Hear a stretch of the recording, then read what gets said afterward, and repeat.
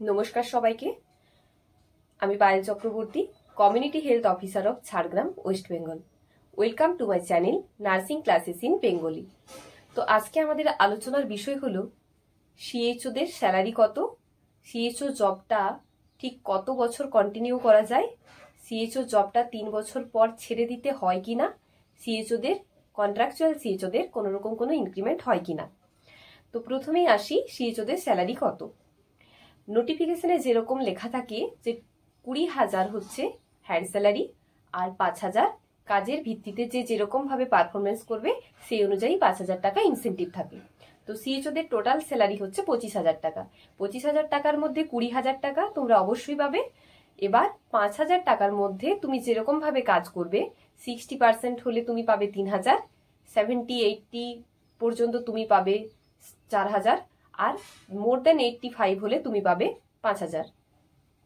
তো সিএইচওদের salary main হচ্ছে 20,000 plus 5,000, 25,000। এছাড়াও সিএইচওদের আরো অন্যান্য জায়গায় কিছু কিছু টাকা থেকে থাকে, কিছু কিছু টাকা আসে, কিন্তু সেগুলো সমস্তটাই কাজের ভিত্তিতেই হয়। Main salary 20,000 plus 5,000। নেক্সট আসি, সিএইচও জবটা কি 3 বছর পর ছেড়ে দিতে হয়?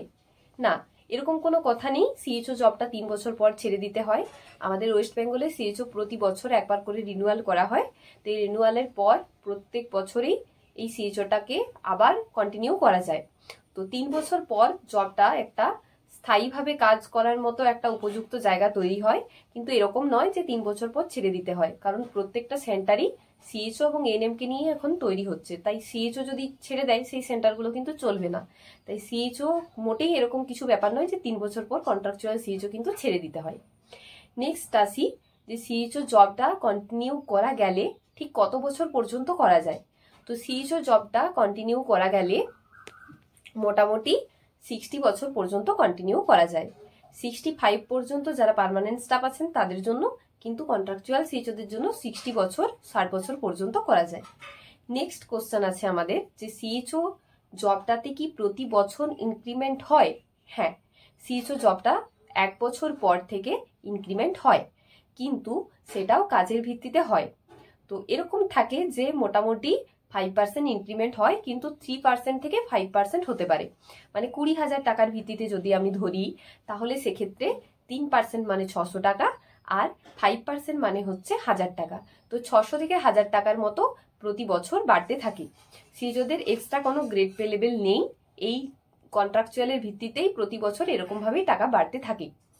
আর সিএইচও থেকে অবশ্যই এনইউএসএম এ যাওয়া যায়, এরকম কিছু ব্যাপার নয় যে সিএইচও থেকে এনইউএসএম এ যাওয়া যায় না।